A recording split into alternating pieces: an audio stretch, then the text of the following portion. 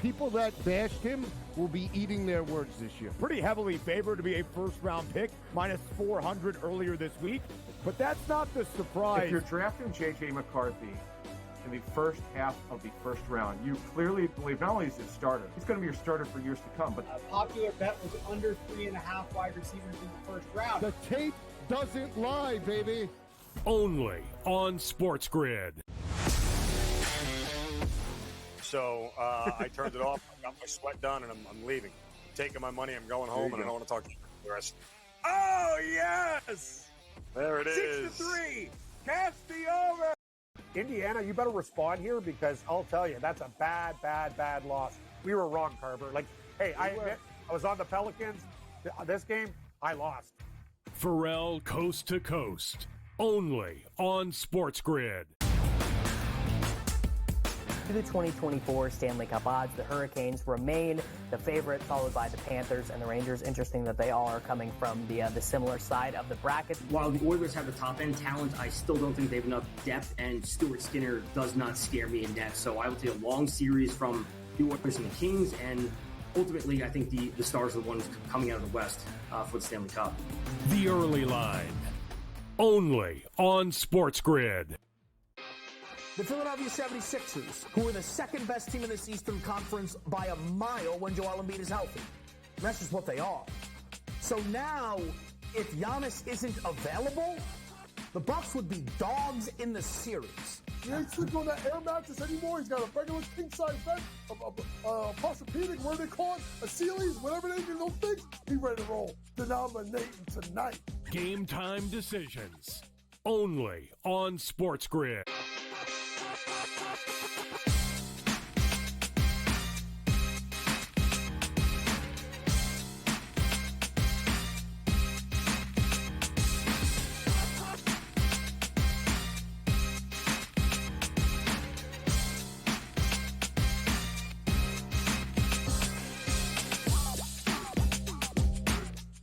All right, welcome in. A very happy Friday to you now here, April the 26th. It is Game Time Decisions on the SportsGrid Network. I'm Joe Raineri. Appreciate you hanging with us here in what is no doubt going to be a fantastic evening leading into an even more fantastic weekend here as we've got a lot going on. In fact, we've got NBA playoffs going on right now. One game underway, kind of an unusual start time here for a Friday, 5:30 Eastern time.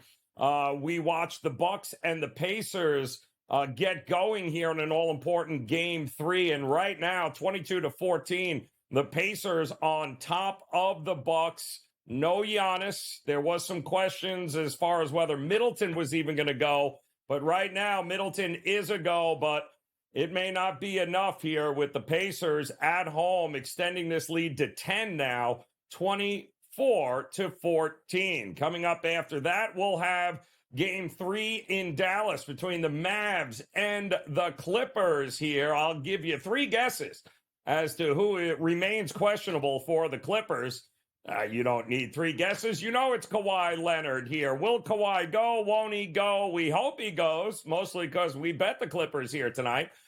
Because I think 4.5 points is a little bit of a stretch for how close these two teams are. But Dallas going to try to zigzag their way into a victory here and get it done. And then, of course, the late night game.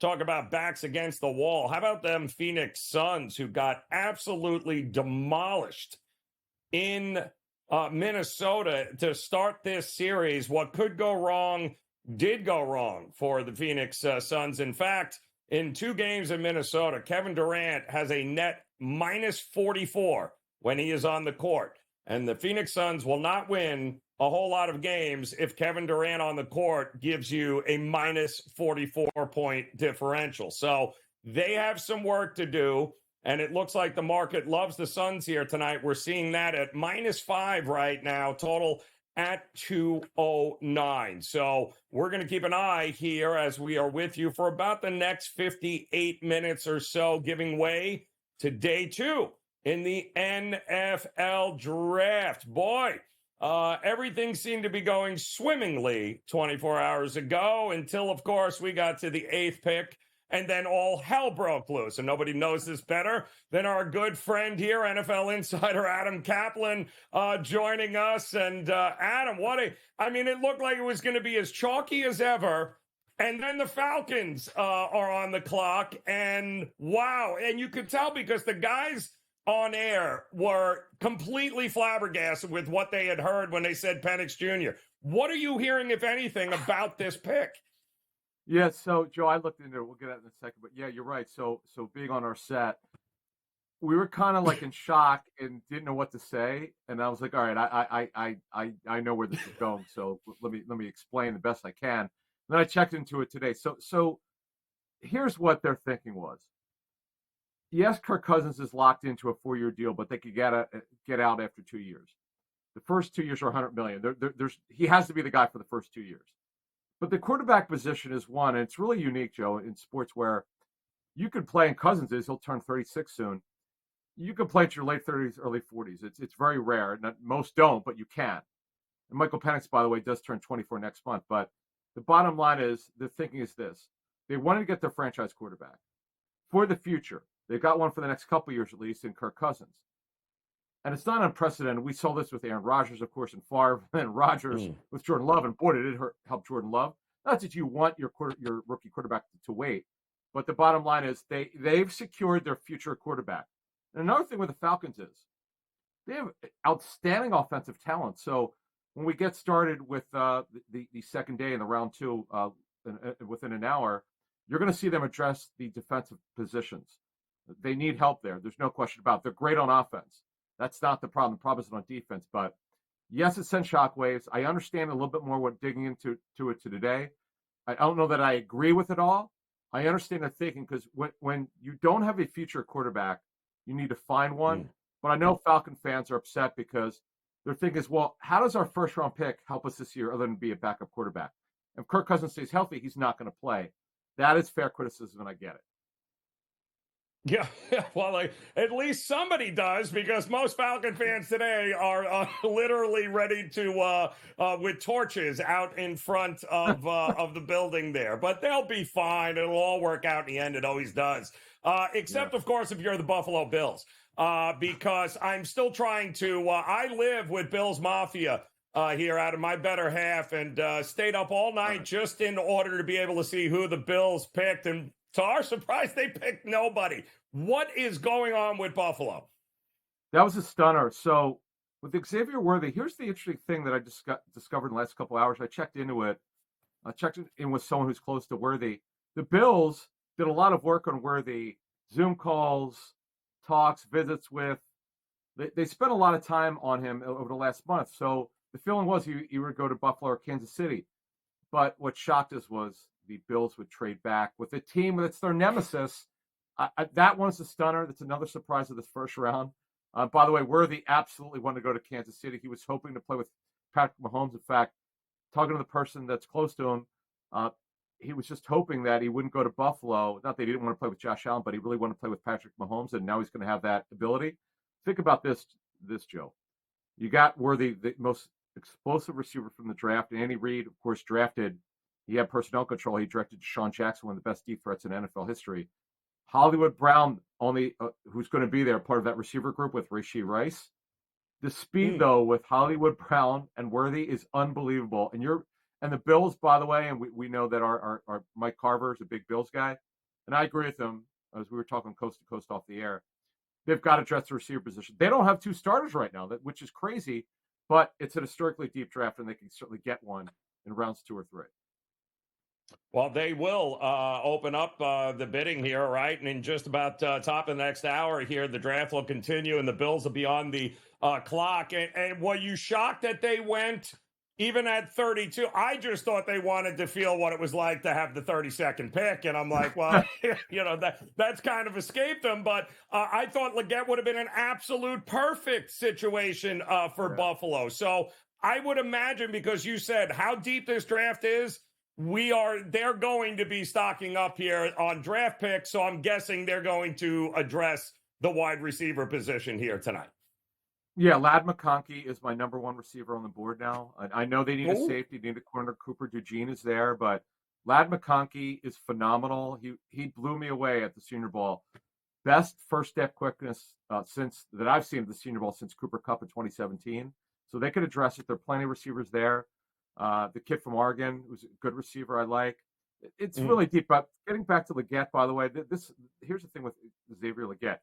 1 year production, it was phenomenal. He's built really well, but he's raw. He needs further development. You just can't assume that he's going to be great in year one. And Carolina needs help with the receiver position. He'll play, but he needs further development. What was the feeling on Bo Nix and where he went? What happened here? What do we think with him? Stunner. And I know I talked to someone close to the situation there with Denver who said that Sean Payton saw him a little bit like Drew Brees, who he coached. And obviously Drew Brees was an early second-round pick for the Chargers. Very aggressive thrower, very talented, pretty athletic. But he was seen as a late one, early two pick. But there's a saying, Joe, in the National Football League, when you don't have one, you need to go get one. And the Denver was unable to trade down. They took their franchise quarterback, who they believe will be their franchise quarterback, and Bo Nix. Boy, all of a sudden, they have like 4 quarterbacks on the roster where they didn't think they had one earlier this season. Yeah, well, we're going to see if any of them can actually play here. Adam, we appreciate the time as always. It can't get any crazier than it did last night. Hopefully, some defensive players actually get drafted here today. So fingers crossed. Enjoy the rest of the night, Adam. We appreciate the time as always. Game Time Decisions returns after this.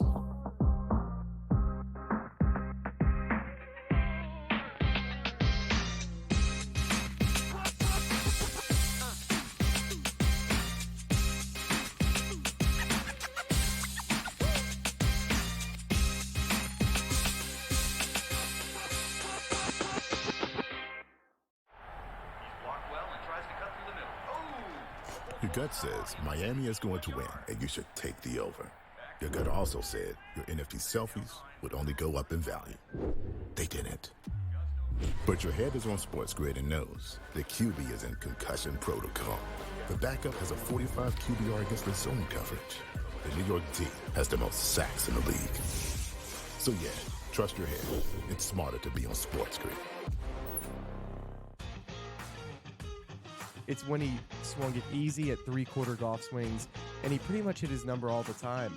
Dude, but when he hit something full, he hit it 20 yards over the greens at times. He's like, what are you doing? He's just smiley, happy, and a freakish athlete golf robot that's going to be right there winning majors for the next 10-plus years. It's amazing. Did you say he was smiling or smiley? Only on SportsGrid.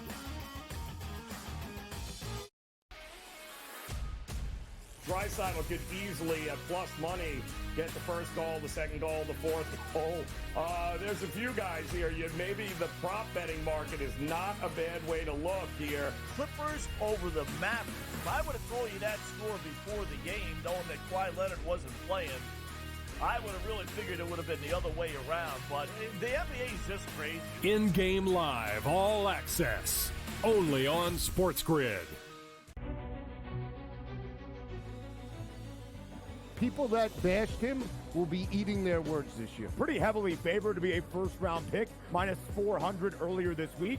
But that's not the surprise. If you're drafting J.J. McCarthy in the first half of the first round, you clearly believe not only is he a starter, he's going to be your starter for years to come. But a popular bet was under 3.5 wide receivers in the first round. The tape doesn't lie, baby. Only on SportsGrid.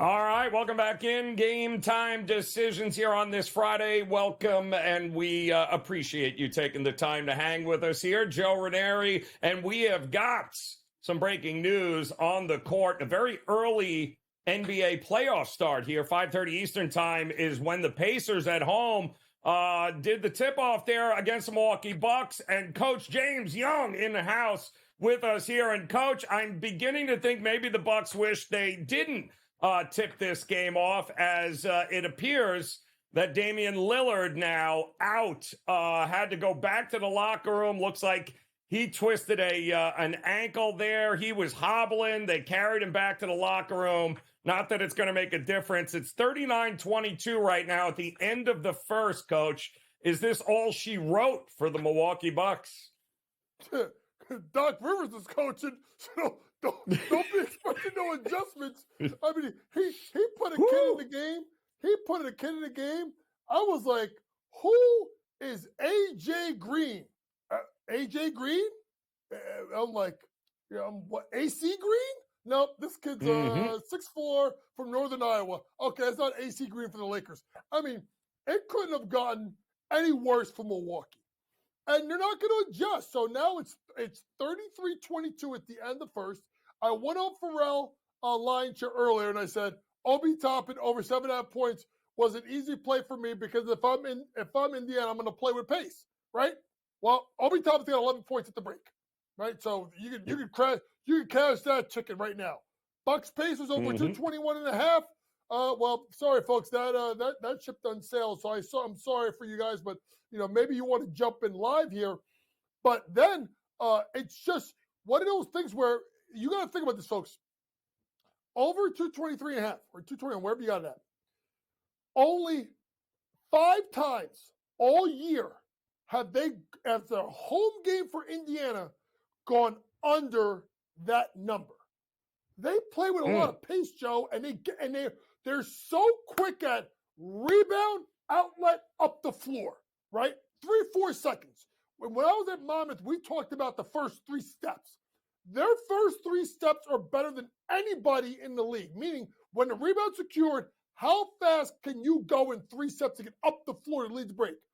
If you're Indiana, you want to run this team out of the gym. Now, if Dame time's out, you definitely want to run him out of the gym.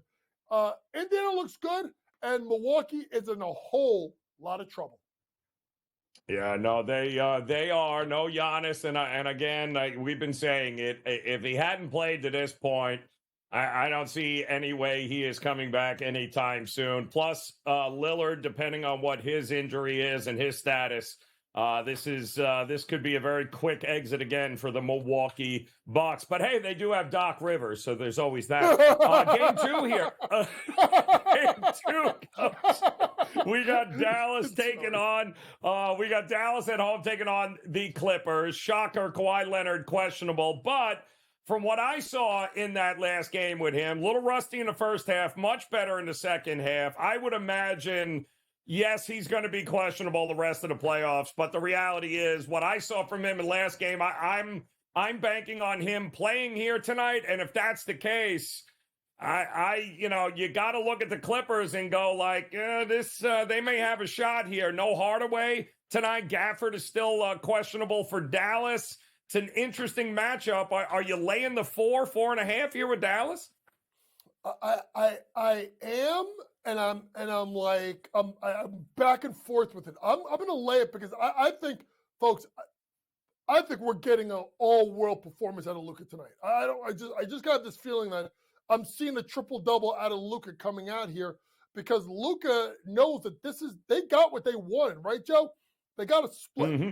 They got the split they needed. So now you got to hold your end of the bargain, and I think this is a big game. You're right. Kawhi will look better tonight because he's gotten the rust off in a couple of days of practice. Listen, you can say whatever you want, folks.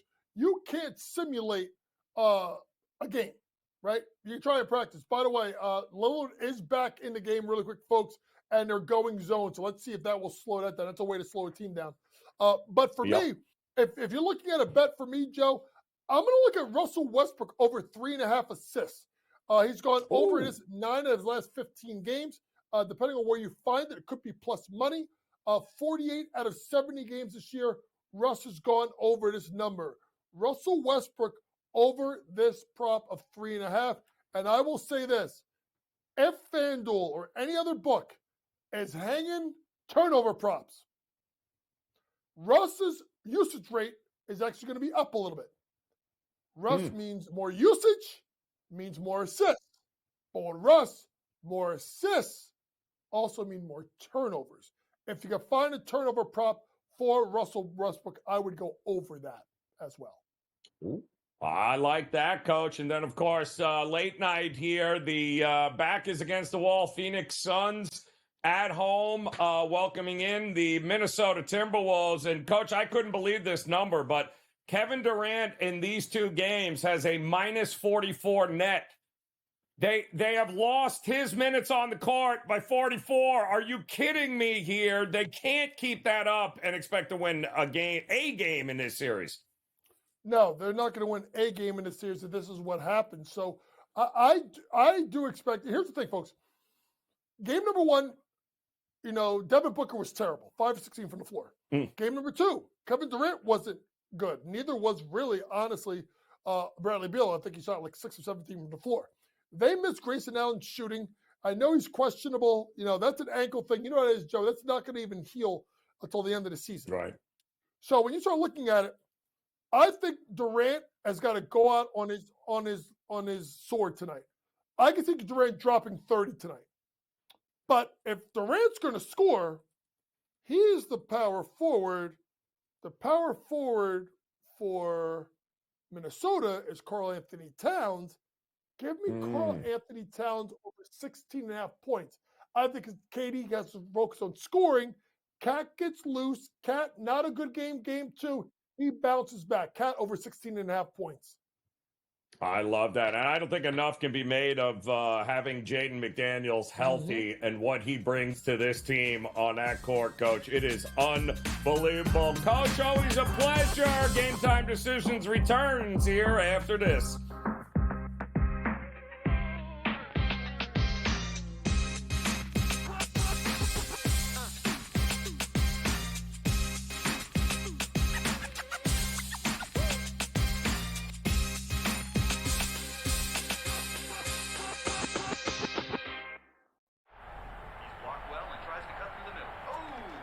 Your gut says Miami is going to win, and you should take the over.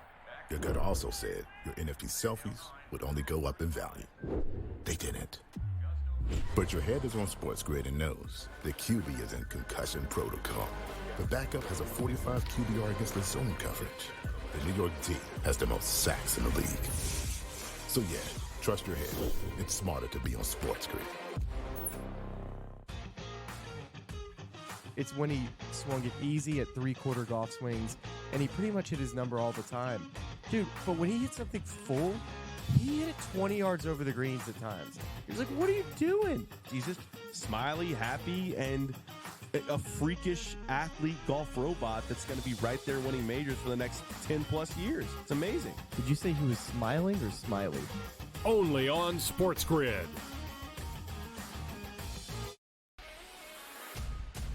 Draisaitl could easily, at plus money, get the first goal, the second goal, the fourth goal.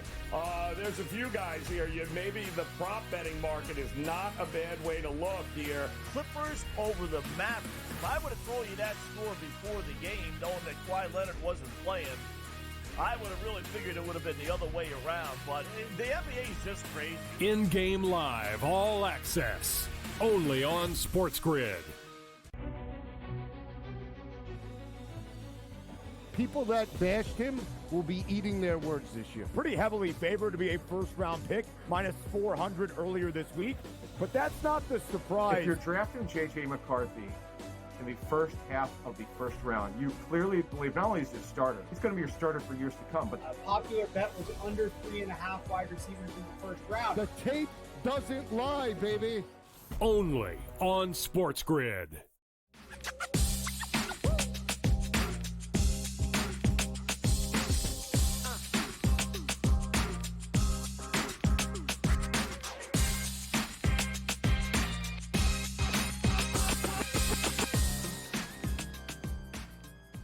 All right, welcome back in. Game Time Decisions here on this Friday in the SportsGrid Network. Joe Raineri alongside the coach, James Young, as we are keeping our eye on game one of a 3 games tonight here in the NBA playoffs. And all of a sudden, Lillard went back to the locker room, twisted the ankle, hobbled around, went to the locker room, little shot of Toradol, and whoo! right back out on the court here, Coach. So interesting. They're making a little bit of a run. In-game number 11.5 right now is what the Pacers are laying. They're up 41-30.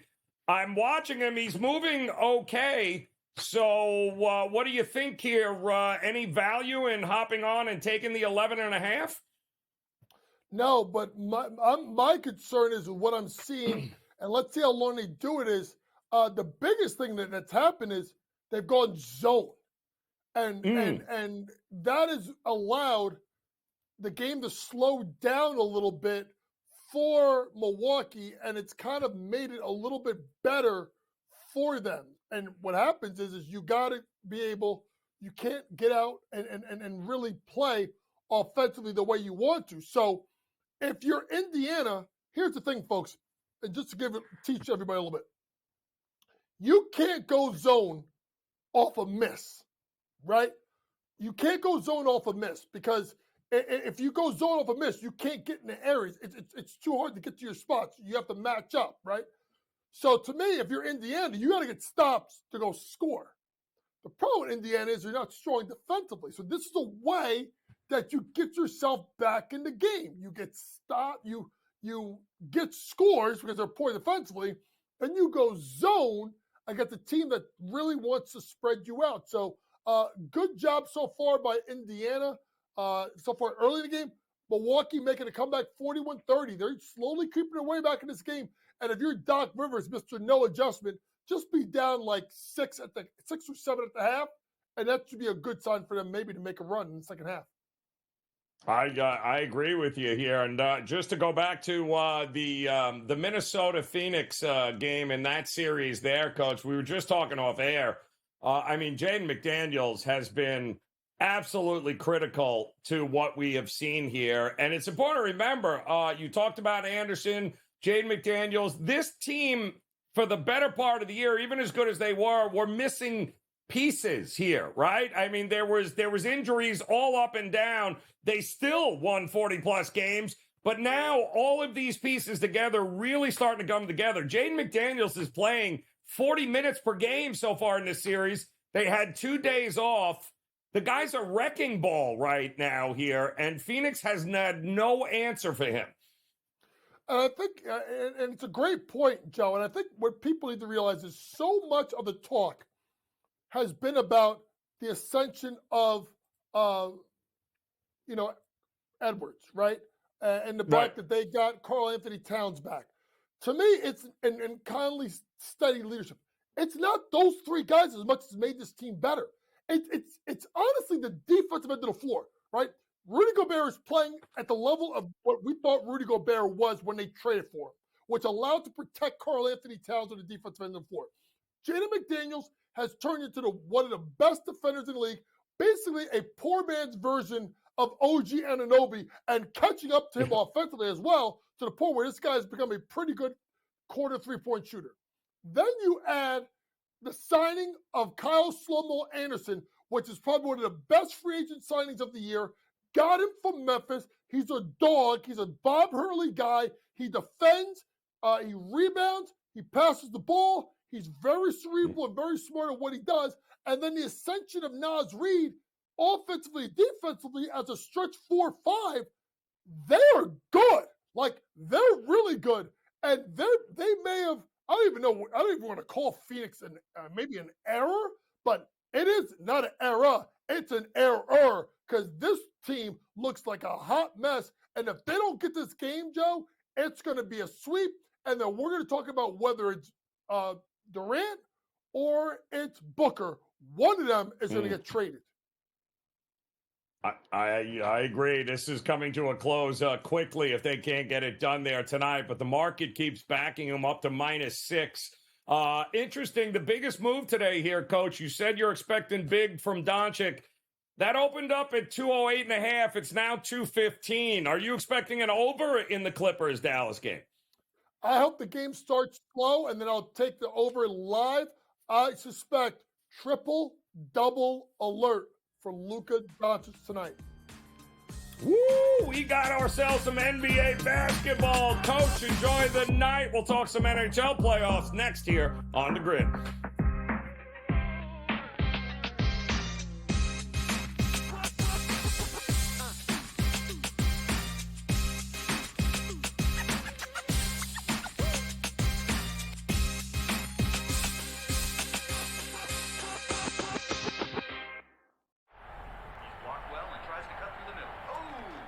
Your gut says Miami is going to win, and you should take the over. Your gut also said your NFT selfies would only go up in value. They didn't. But your head is on SportsGrid and knows the QB is in concussion protocol. The backup has a 45 QBR against the zone coverage. The New York D has the most sacks in the league. So yeah, trust your head. It's smarter to be on SportsGrid. It's when he swung it easy at three-quarter golf swings, and he pretty much hit his number all the time. Dude, but when he hit something full, he hit it 20 yards over the greens at times. He was like, what are you doing? He's just smiley, happy, and a freakish athlete golf robot that's going to be right there winning majors for the next 10-plus years. It's amazing. Did you say he was smiling or smiley? Only on SportsGrid.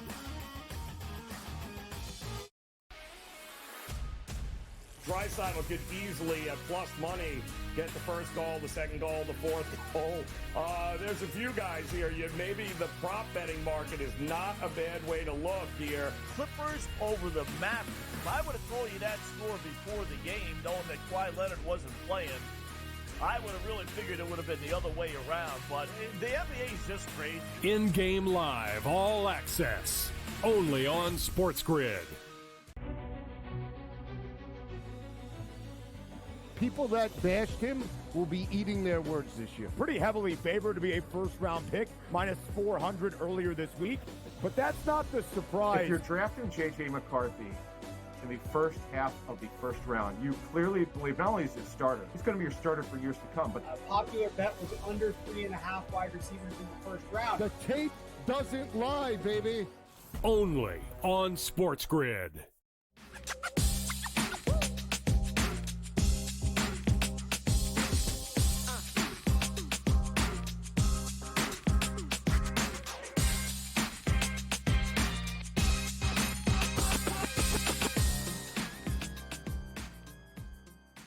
All right, welcome back in Game Time Decisions. We've got playoffs on our mind currently right now. Pacers on top 55-41 with about 5 minutes to go in the first half.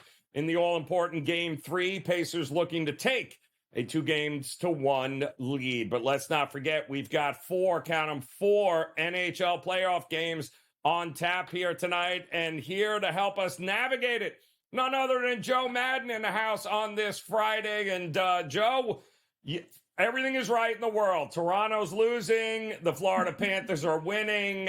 What else could you possibly ask for? Unless you're a Ranger fan, at which point these games maybe have been entirely too close for their liking against Washington. And Washington, well, they're at home. So what gives here tonight in this matchup? You know, this is really going to come down to both of the goaltenders, because I do think the Washington Capitals can be dangerous in this battle at home if Charlie Lindgren stands on his head, and that's what we're going to need to see out of him. When you look at his road and home splits over the season, there's not that much of a difference, but he was able to record a lot more wins at home than he was on that road. His 2.52 goals against average at home versus 2.84 on the road doesn't seem like that much, but that is a difference for me here, and I do think he's going to have success. Both of these teams need to stay out of the penalty box, because what we're seeing is these teams being able to convert there, and the Washington Capitals can't give the Rangers the ability to have that extra man on the ice and capitalize on it. They need to protect Charlie Lindgren out there, and I do think we're going to see Ovechkin finally get back in the mix here. The Rangers have been blocking his shots out there, and he's yet to find a goal in this series. I am going to look at him for the anytime goal in this one. His anytime goal coming in at plus 170. I would stay off his shots on goal market, though, Joe, because you're going to have to take that 4+. He hasn't been able to record those shots because they're getting blocked out there. So hopefully he's able to get that goal, but I do think the Capitals have a fighting chance. Give me the Capitals here on the money line to be able to get this win tonight. Love it. Yeah, he's had one shot on goal in the first two games. How are you going to win a game, Washington, if Ovechkin is MIA? Like, they got to figure out a way to get him going here, and tonight would be the night at home to get it done here. Interesting turn of events in the Vancouver and Nashville series. That coming up 7:30 Eastern time. The puck will drop there in Nashville. And, we learned that Demko out until I think they said further notice. So, yikes, we learned that in game 2. Nashville ended up handling business. Now they're home. Kind of a pick 'em price here. Who are you picking? I've got to look at the Nashville Predators. They're coming in with momentum and Saros in goal. He's got solid numbers over his career in the playoffs, and then you put him in a home situation like this with the Predators having the faith and the ability in themselves, and I've got to ride with them, Joe. I was also looking at their team total over 2.5. I expect them to be able to get those goals on Casey DeSmith. It's just juicy, though. That over 2.5 is minus 156. So I do think you could even alt that to over 3.5. Casey DeSmith just doesn't instill the confidence for me for the Vancouver Canucks to be able to pick up a road win here in this first game in Nashville. So I do think Nashville bringing it back home in this one with this series tied 1-1 apiece has every ability to get the win. And I do think that they take the series, especially with what you said. Demko out for further notice. We're not going to see him back. They're not saying what is wrong with him. And Casey DeSmith can't carry the Vancouver Canucks against a team like the Predators. Look for Philip Forsberg and Ryan O'Reilly to step up in this game and for Saros to play a good one too. Yeah, if it wasn't for just that mental lapse there, and they allowed Vancouver to score, twice in 12 seconds in the third period in game 1, they legit should be up 2-0 in this series with an opportunity to go up 3-0 here at home tonight. So that should be a good one. The late slate of games, though. Here we go. Winnipeg, Colorado. In no way am I sweating an under in this series. Not happening. And I ain't doing it tonight. What do you think? No, I would be terrified to look at an under in this one. And I'm actually going to look at a goal in that first 5 minutes between these two teams. That's coming in with great money at plus 160, Joe. This series going back to Colorado, this is Colorado's first game on their home ice in this series. They're going to come out with those fireworks, and I'm expecting it right out of the gate. Now, even though I'm looking at the goal to come in fast in the first 5 minutes and us to have goals in this one, I'm still also looking at Connor Hellebuck to go over his save shot on goal number tonight. It's 29.5, and I expect this game to be very similar to that first game where Colorado put 46 shots on Hellebuck. Now, I don't expect it to be, that 7-6 style game that we saw in game 1. I think it's a bit more manageable with those goals, still going over that total of 6.5, but kind of a 5-2. The Winnipeg Jets need to stop playing these high-scoring games versus Colorado.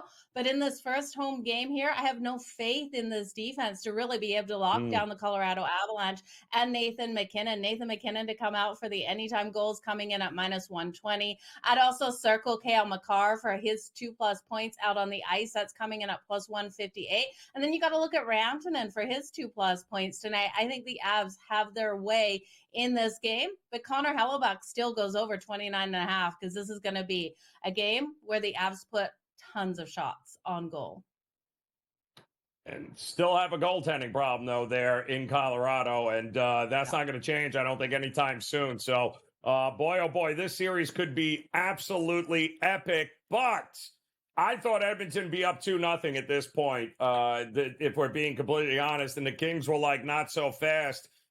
Game 3 tonight, Skinner and again, Talbot in goal for the Kings at home. This is the late game here tonight. Does Edmonton get one in the W column here tonight? They might be able to answer back, but we know the Kings pushed it to overtime. We saw them get that overtime goal and take it in the last game.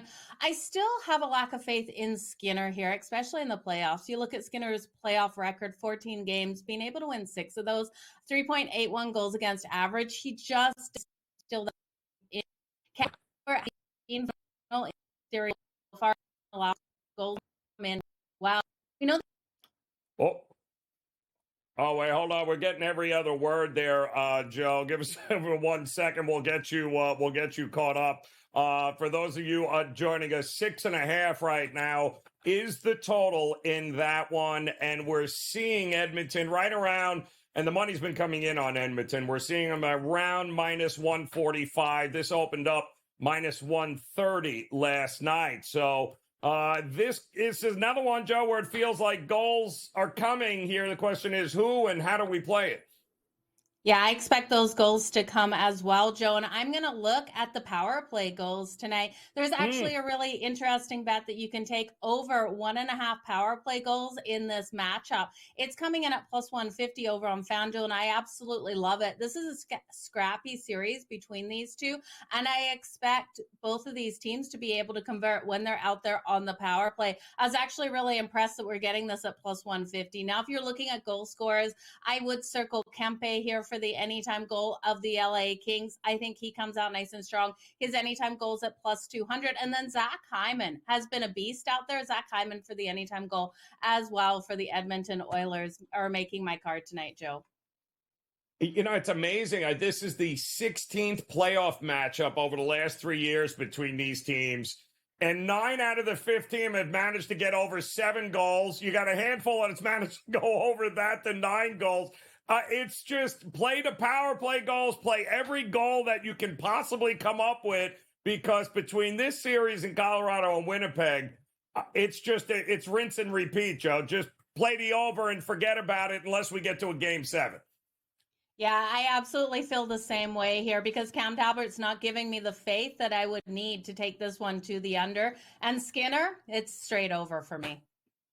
Amen to that. Team totals over. You get a goal like Oprah. You get a goal. You get a goal. Joe Madden, we appreciate it. Thank you so much. Enjoy the games. Game Time Decisions returns here after this.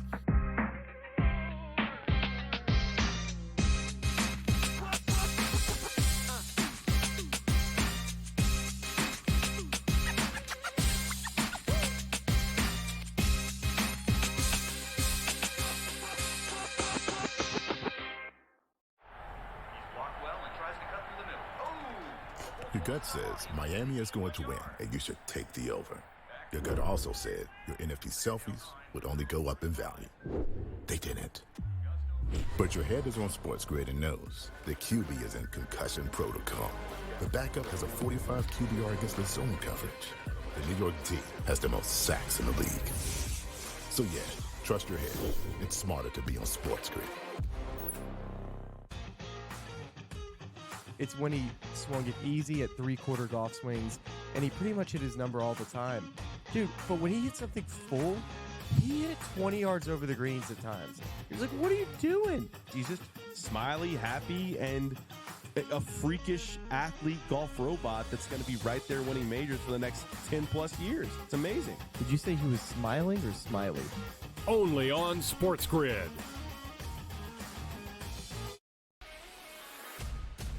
Draisaitl could easily, at plus money, get the first goal, the second goal, the fourth goal.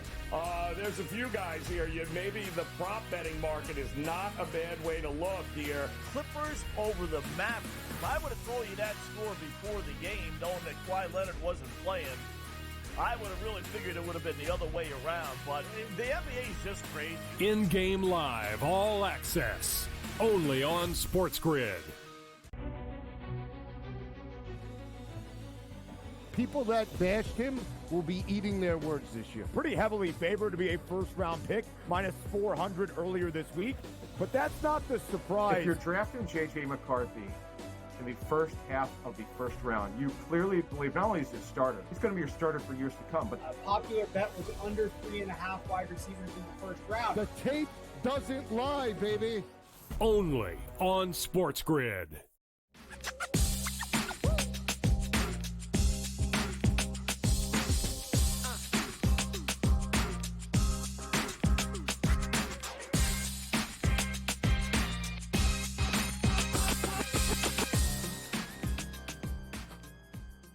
All right, welcome back. Game Time Decisions here on the SportsGrid Network. Shortened edition here tonight. Coming up top of the hour, another live edition here of the NFL Draft. A little special edition here on the SportsGrid Network.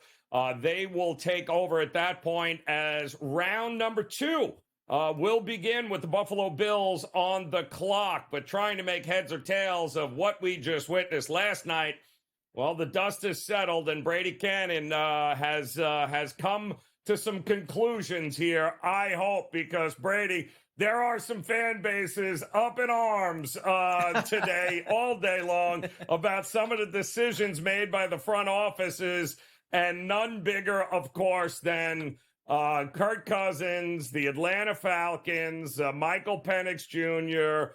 I mean, nobody saw it coming. The guys on TV didn't see it. Everybody was flabbergasted with it. Now that the dust is settled, do you make heads or tails of what we're doing here? I was pretty blown away by that pick as well.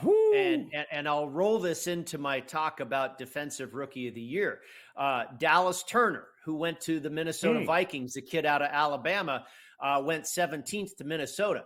I had a bet on him and nice plus money, plus 150 at under 9.5 for his draft position. And everybody and their mother had him going to the Falcons at 8. They need an edge rusher desperately. And I'm like, okay, here we go. And Michael Penix Jr.'s name popped up, and I just fell out of my chair. I was like, what? Left field for sure is where that came from. But, flipping over to the Defensive Rookie of the Year market, you have a couple of cornerbacks that I think are very legit. Quinion Mitchell, who went to the Eagles, and then Terrion Arnold, who went to the Lions. 7 out of the last 10 Defensive Rookie of the Years have accumulated 7 or more sacks. So 70% of those awards are going to edge rushers, defensive tackles, that type of thing, guys that are getting that quarterback on the ground. Now, we saw a couple seasons ago, Sauce Gardner, some of these incredible defensive backs. Patrick Surtain was in the conversation. I don't know if Mitchell and Arnold are those type of guys. That is yet to be found out. But I think you've got 3 pretty good candidates. Dallas Turner, I mentioned. A lot of people expected him to go higher than where he was drafted. I think Minnesota got a real good one there. They lose Danielle Hunter, their great pass rusher last season. And so Turner slips right in there. And then you've got Brian Flores with that heavy blitz defense, so he should have a lot of opportunities to rack up a lot of sacks. At FanDuel, he's one of the shorter priced guys to get that award at plus 450. And then you got Laiatu Latu out of UCLA. I don't know if a lot of times the West Coast guys, everybody out east doesn't get to see some of these late games in what used to be the Pac-12. His pass rush numbers, his metrics, as put together by Pro Football Focus, were in the same company as Chase Young, Aiden Hutchinson, TJ Watt, Nick Bosa, and Myles Garrett. This guy's pretty good at 15 to the Indianapolis Colts, and his price is 8-1 to win Defensive Rookie of the Year. I think Turner, is rightly so priced at shorter, at nearly half the price. I think he's got a good situation there, especially with Flores as his coordinator. But move to Seattle, new head coach Mike McDonald, the former defensive coordinator of the Baltimore Ravens. Obviously, very much so defensive-minded, and we know Seattle's defense has not been very good the past few seasons.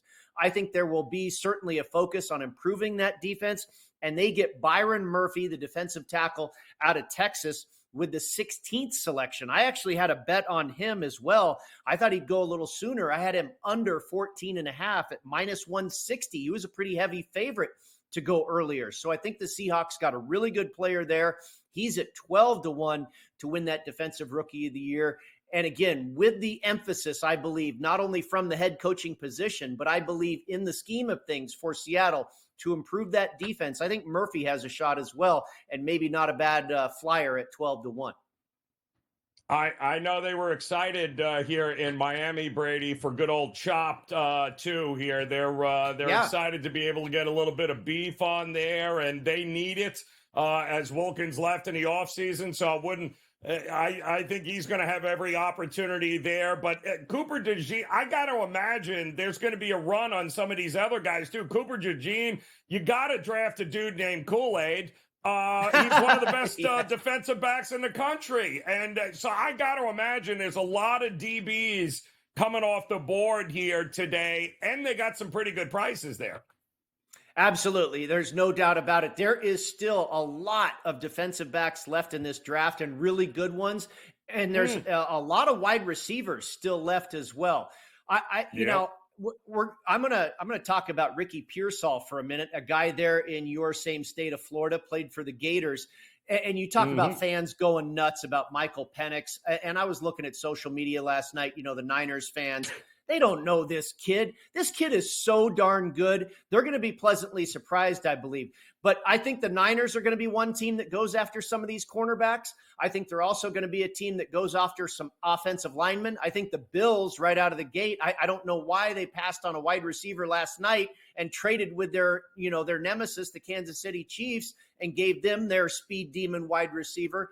I think they're absolutely going to go that direction. Offensive linemen, I think the absolute best offensive linemen are certainly off the board, but there's a lot of those guys left too, and I think San Francisco will go that direction. But Pearsall, Joe, you know him, not too far away, upstate in Gainesville, came from Arizona State, played with Brandon Ayuk. Brandon Ayuk sent a text to John Lynch and Kyle Shanahan that he loved the pick, said absolute fire pick. This kid is a hard worker, a great route runner. He's a better athlete than a lot of people understand. He ran a 4.41 40, not a 4.49, a 4.41, almost in 4.3 category. And he's tough as nails. I think he is an absolute stud for a Shanahan system. That underneath route, he gets yards after the catch, a great possession receiver. I don't think Brandon Ayuk and Debo are going anywhere this year. Maybe next year when contracts for Purdy and all these guys come up. But I think you're going to have 4 stud wide receivers on that Niner team going into next season. I wouldn't be shocked if at the start of the draft coming up here in about 10 minutes, Debo Samuel's a Buffalo Bill. You heard it here first. Maybe, I'm just telling you. Wow. Very wow. Okay. Brady Cannon. Enjoy, my man. We'll be back closing out Game Time Decisions next.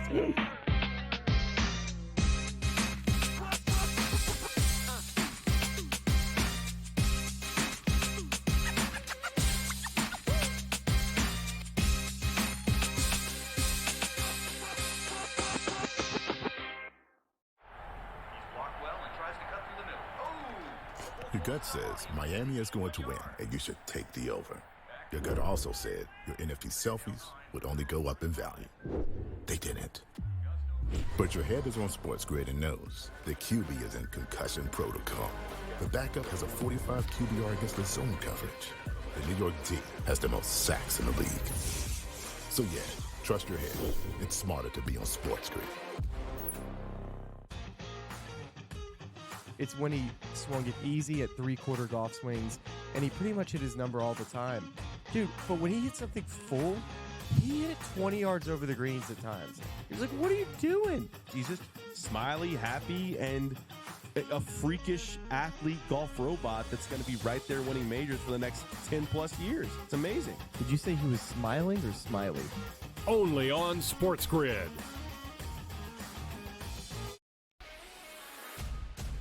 Draisaitl could easily, at plus money, get the first goal, the second goal, the fourth goal.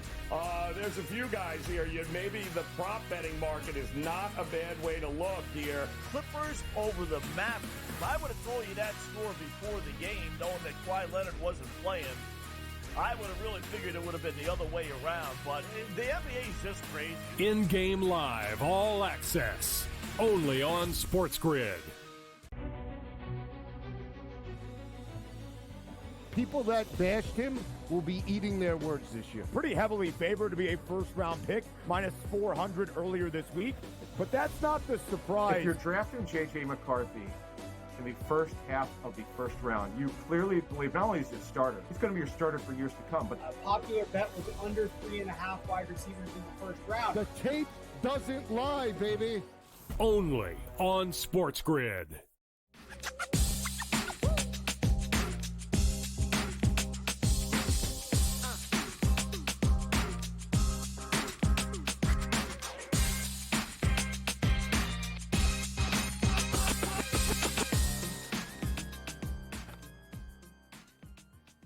All right, welcome back in as we get ready for day 2, the second and the third round of the NFL draft. Going to take center stage here in just about 5 or 6 minutes here, top of the hour, as Our crew will be back at it here live from the studio, keeping you abreast of everything that happens tonight. And again, the Buffalo Bills being on the clock.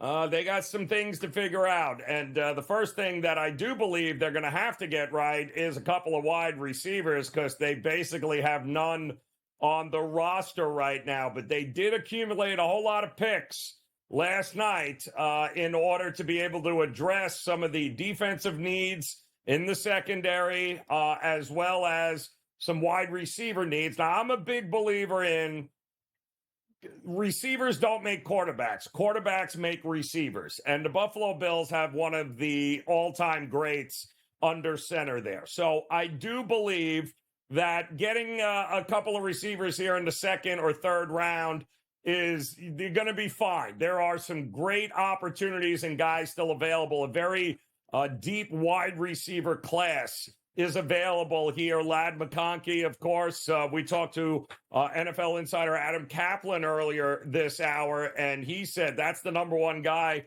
on his board, and he thinks would make a pretty good fit here for the Buffalo Bills. They also have to address some of the secondary or lack of secondary that they are going to have to get involved with. And this round, as we just talked to Brady Cannon, is chock full of great cornerbacks and safeties. So this is 2 and 3, round 2 and 3 here tonight. And then, of course, rounds 4 through 7 will take place all day tomorrow. But the second round and the third round coming your way here tonight, and we will have you covered with all of it coming up here in just a few minutes. But I would expect a lot of defensive players, a lot of cornerbacks and cornerback-needy teams to go ahead and start stocking the roster, because you've got plenty of them to choose from coming up here. You also have a loaded slate tonight in Major League Baseball. We had one game already in the books as the Royals blanked the Tigers 8-0 earlier today. We are getting ready for the Orioles and the Athletics. The Dodgers in Toronto taking on the Blue Jays. Chris Bassett on the mound for the Blue Jays. Stone on the mound for the Dodgers.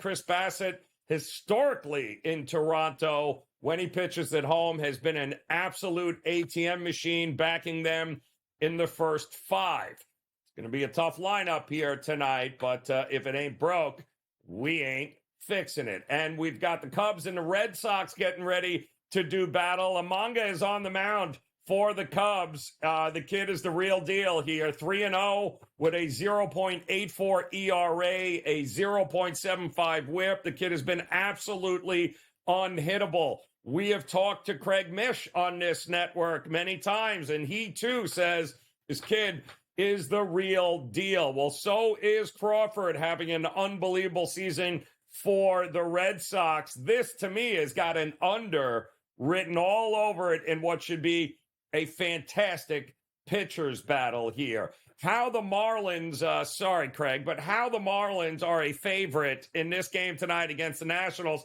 is a bit head-scratching.